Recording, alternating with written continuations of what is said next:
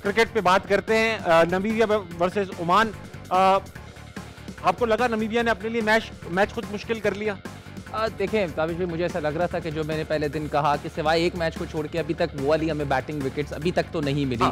अब उसके पीछे क्या रीज़न है, क्योंकि शायद कम क्रिकेट है, लेकिन ये मैच तो उधर था। तो मुझे ऐसा लगता है कि ओमान मैच जीत सकता था अगर सुपर ओवर में ना होगा। अगर आपने लास्ट बॉल देखा, एक बॉल पे 2 रन चाहिए थे उनके विकेट कीपर से, अगर रन आउट हो जाता वो बहुत ईजी था।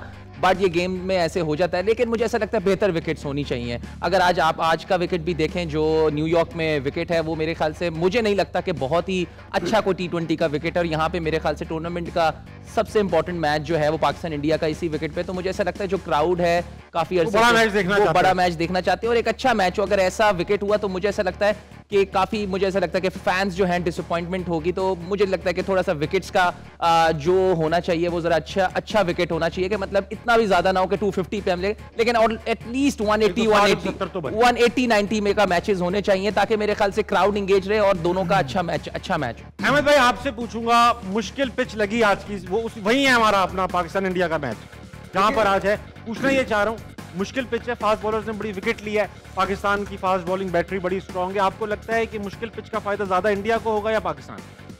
देखिए, पाकिस्तान के पास भी तगड़े पेस बॉलर्स मौजूद हैं। अब पाकिस्तान को अगर इस तरह का भी पिच मिलता है तो पाकिस्तान के पास भी हारिस रऊफ होगा, नसीम शाह होगा, शाहीन अफरीदी होंगे, मोहम्मद आमिर होंगे।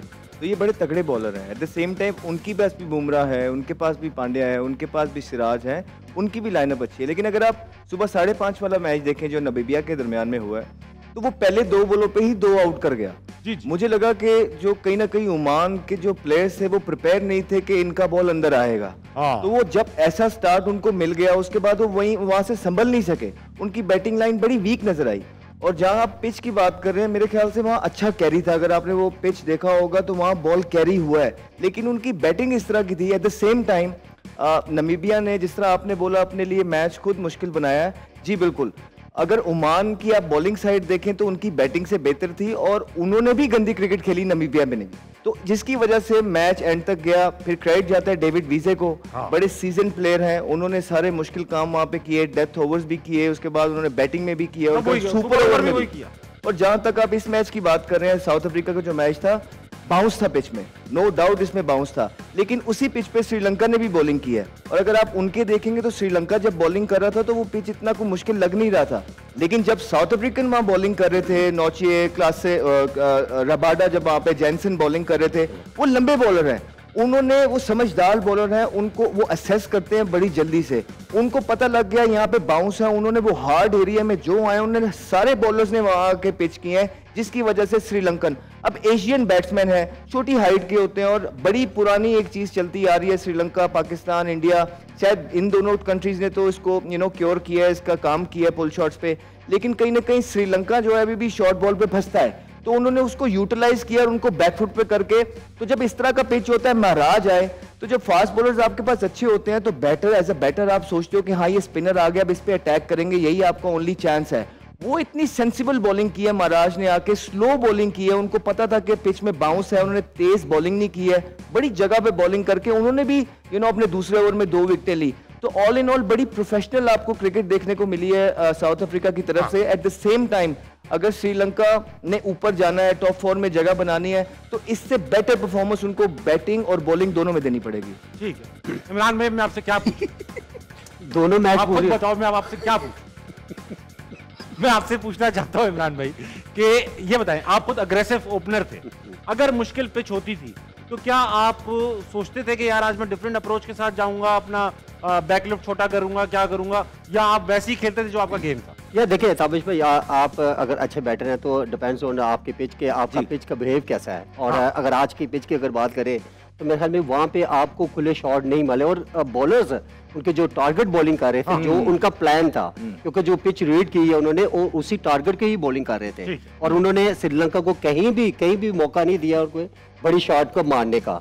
लेकिन आप डिपेंड करते हैं कि आप देखना चाहिए कि आपकी पिच कैसा है, उसी हिसाब से ही आपको खेलना पड़ता है, ना कि आप जबरदस्ती। आपने देखा होगा श्रीलंका के थ्रू शुरू में पैनिक हुए और उन्होंने गलत शॉट मारी, वहां वो ट्रैप हुए। आई थिंक मेरे ख्याल में आपको पिच का भी आइडिया होना चाहिए। अगर वही थिंकिंग रखी कि आप सिंगल डबल थोड़ा मैच लंबा लेके चलते, तो मेरा ख्याल है कि टारगेट शायद थोड़ा बड़ा होता और साउथ अफ्रीका को भी सेकंड बारी में थोड़ा टफ टाइम इंपॉर्टेंट सवाल, थैंक यू इमरान भाई। एक सवाल बनता है आपसे कि पिच ज्यादा मुश्किल थी या आपने देखा श्रीलंका ने भी 4 विकेटें गिरा दी थी साउथ अफ्रीका की, देखिए या शॉट गलत खेले श्रीलंका ने बहुत।